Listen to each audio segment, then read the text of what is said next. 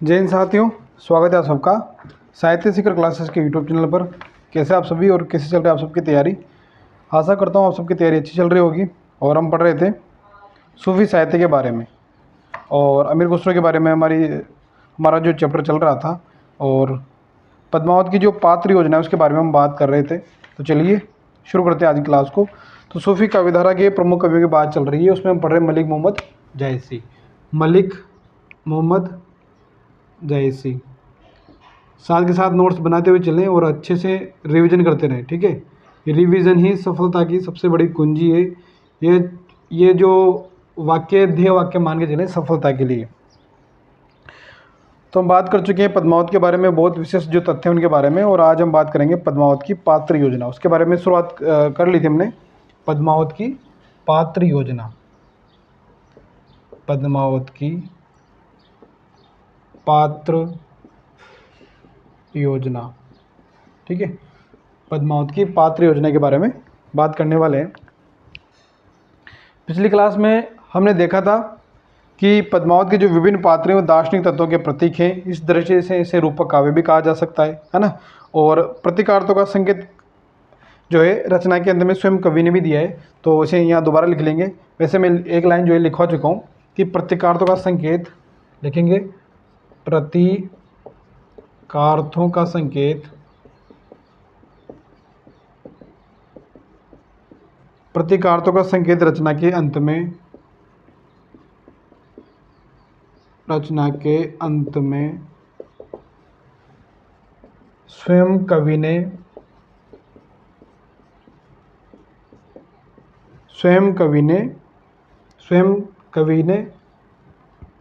JC ने दिया है।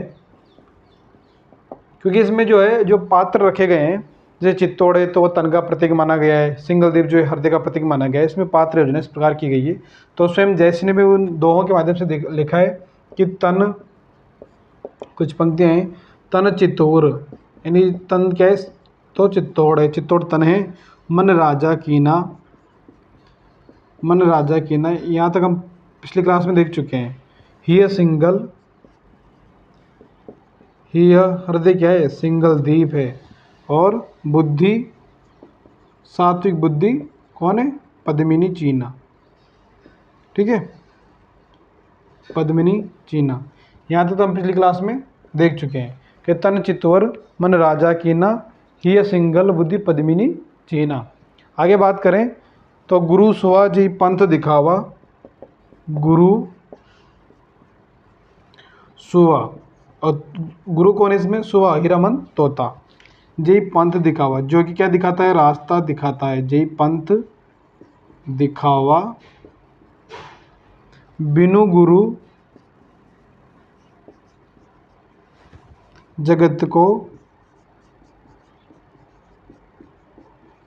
निर्गुण पावा। गुरु सुआ जय पंथ दिखावा, बिनु गुरु जगत को निर्गुण पावा। यहाँ तक लिख लेंगे। तो पद्मावत की पात्र योजना की बात कर रहे हैं, उसे एक प्रतीक काव्य भी, रूपक काव्य भी कहा जाता है। प्रतीकार्थों का संकेत जो है रचना के अंत में स्वयं कवि ने दिया है। तन चितवर मन राजा कीना, ये सिंगल बुद्धि पद्मिनी चीना, गुरु सुआ जय पंथ दिखावा, बिनु गुरु जगत को निर्गुण पावा। तो चित्तौड़ क्या हो गया तन हो गया, और सिंगल दीप हृदय हो गया, बुद्धि हो गई पद्मिनी, गुरु कौन हो गया सुआ हो गया। चलिए आगे चलते हैं, यहाँ तक लिख लिया होगा ना। प्रतीकार्थों का संकेत रचना के अंत में स्वयं कवि जयसी ने किया है। तन चित्तौर मन राजा कीना, ये सिंगल बुद्धि पद्मिनी चीना। आगे बात करें नागमती यह दुनिया धंधा, नागमती यह दुनिया धंधा, बाचा सोई, बाचा सोई न यही चित बंदा। तो नागमती कौन सी बुद्धि है सांसारिक बुद्धि है ना, नागमती सांसारिक बुद्धि है। और राघव दूत सोई शैतानु, इसे भी लिख लेंगे, राघव दूत, राघव चेतन, क्या है? शैतान। राघव दूत सोई शैतानु, सोई शैतानु, माया अलाउद्दीन सुल्तानु। माया कौन है? अलाउद्दीन क्या है? माया। अलाउद्दीन सुल्तानु, ठीक है। राघव दूत सोई शैतानु, माया अलाउद्दीन सुल्तानु। तो नागमती यह दुनिया धंधा, बाचा सोई न यही बंदा। राघव दूत सोई शैतानु, माया अलाउद्दीन सुल्तानु। गुरु सुवा जय पंथ दिखावा, बिन गुरु जगत को निर्गुण पावा। अब पद्मावत की पात्र योजना इन पंक्तियों में दी गई है। अब पात्र का नाम और प्रतीकों के बारे में आगे बात करेंगे, यहाँ तक लिख लेंगे। नागमती यह दुनिया धंधा, बाचा सोई न जी एही बंदा। राघव दूत सोई शैतानु, माया अलाउद्दीन सुल्तानु। गुरु सुवा जय पंथ दिखावा, बिनु गुरु जगत को निर्गुण पावा। बिनु गुरु जगत को निर्गुण पावा।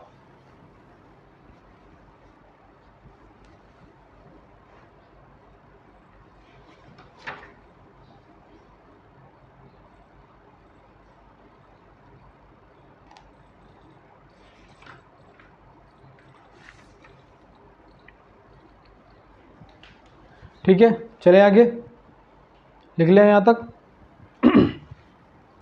अब बात करते हैं, एक तरफ लिखेंगे पात्र का नाम और एक तरफ लिखेंगे प्रतीक।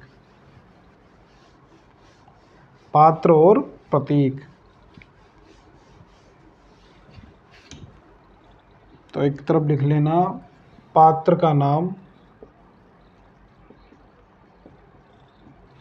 और एक तरफ लिख लो प्रतीक।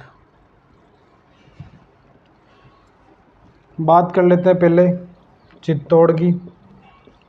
तो चित्तौड़ किसका प्रतीक माना गया है? तन, ठीक है, शरीर। बात करते हैं दूसरे सिंगल द्वीप की। तो सिंगल द्वीप किसका प्रतीक माना गया है? हृदय का। आगे बात कर लेते हैं राजा रत्नसेन जो नायक है। राजा रत्नसेन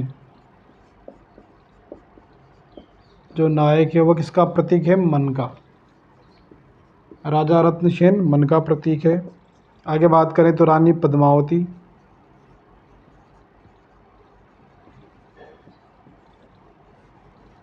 जो नायिका है, ये किसका प्रतीक है? सात्विक बुद्धि, ठीक है ना। नागमती और पद्मावती दोनों बुद्धि का प्रतीक है, लेकिन नागमती जो है वह सांसारिक बुद्धि का प्रतीक है और पद्मावती जो है सात्विक बुद्धि का प्रतीक है। और रानी नागमती यह सहनायिका है। नायिका तो पद्मावती है और सहनायिका नागमती है, ये भी याद रखना है। सांसारिक बुद्धि।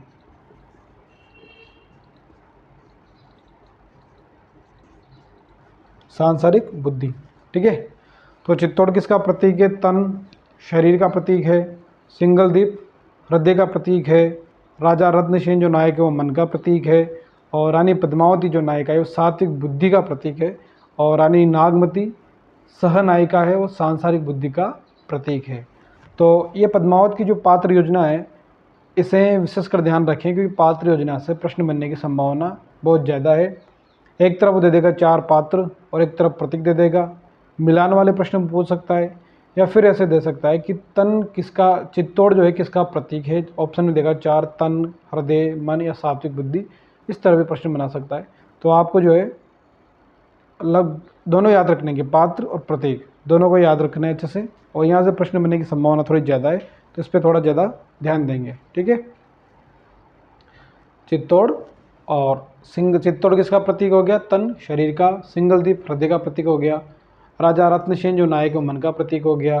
रानी पद्मावती जो नायिका है सात्विक बुद्धि का प्रतीक हो गई। और रानी नागमती सहनायिका जो है सांसारिक बुद्धि का प्रतीक है, ठीक है।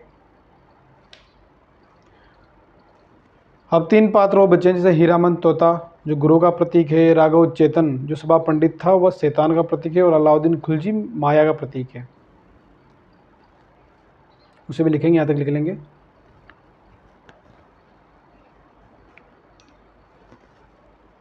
तो चलते हैं आगे। चित्तौड़ तन का प्रतीक, शरीर का, सिंगल द्वीप हृदय का, और राजा रत्नसेन जो नायक है वो मन का, और रानी पद्मावती नायक का सांसारिक सात्विक बुद्धि का, नागमती जो है सहनायक का सात्विक बुद्धि का प्रतीक है। अब बात कर लेते हैं हीरामन तोता। हीरामन तोता कौन है? गुरु, क्योंकि यही तो रत्नसेन को बताता है पद्मावती के बारे में। और राघव चेतन जो सभा पंडित था वह किसका प्रतीक है? शैतान का। राघव चेतन सभा पंडित शैतान का प्रतीक है। और बात कर लेते हैं अलाउद्दीन खिलजी।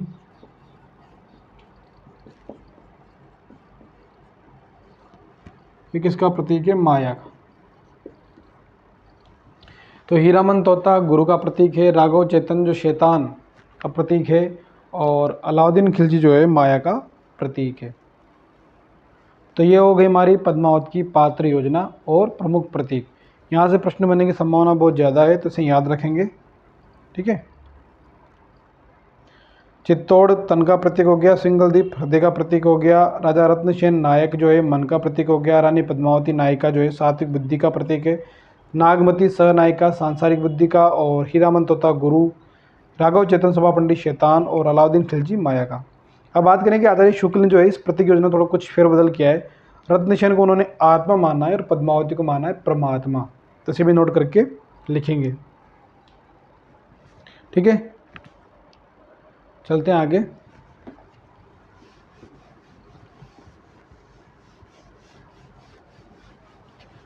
तो नोट लगाएंगे और लिखेंगे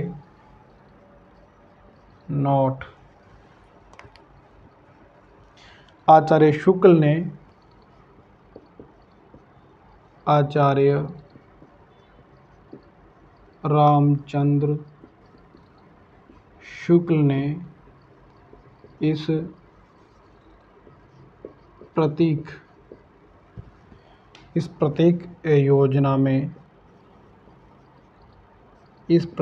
योजना में फेरबदल करके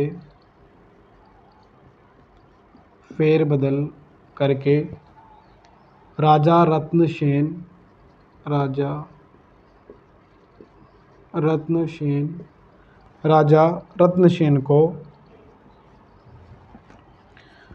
रत्नसेन को तो क्या? आत्मा। राजा रत्नसेन को आत्मा एवं पद्मावती को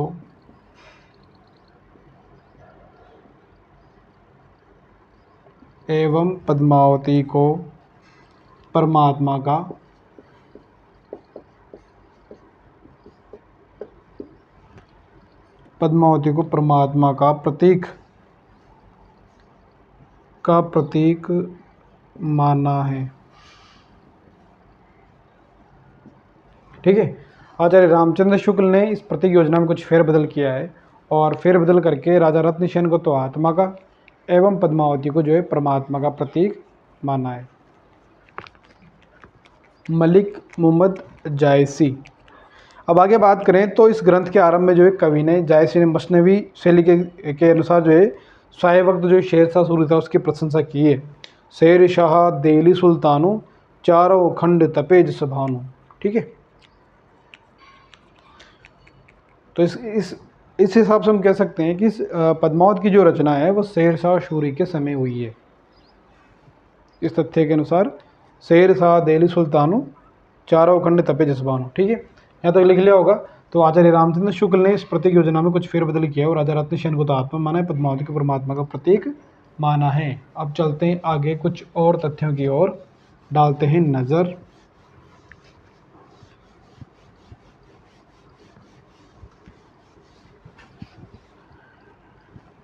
तो और हम बात करें कि इस ग्रंथ के आरंभ में आरंभ में कवि ने, इस ग्रंथ में आरंभ में कवि ने मश्नवी शैली की दृष्टि से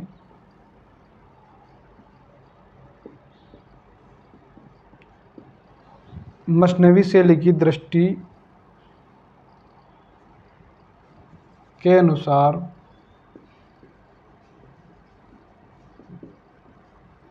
अनुसार सहाय वक्त उस समय का कौन था? शेरशाह सूरी की प्रशंसा की है।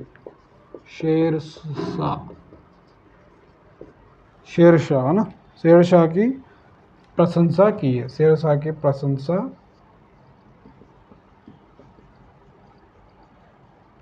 प्रशंसा की है। जैसे शेरशाह दिल्ली सुल्तानों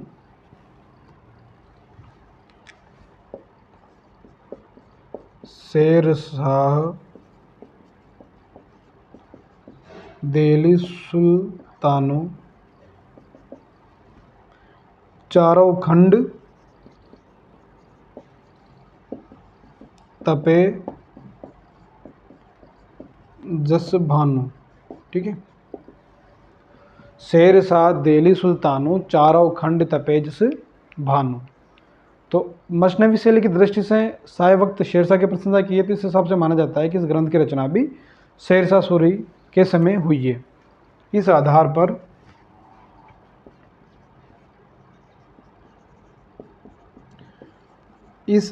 पर यह कहा जा सकता है कि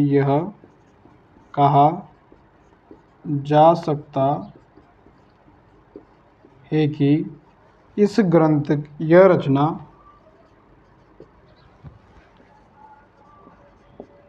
रचना शेरशाह सूरी के शासनकाल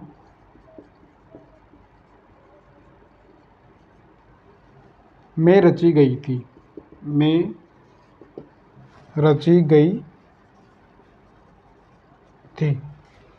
इस आधार पर यह कहा जा सकता है कि यह रचना जो है शेरशाह सूरी के शासनकाल में रची गई थी।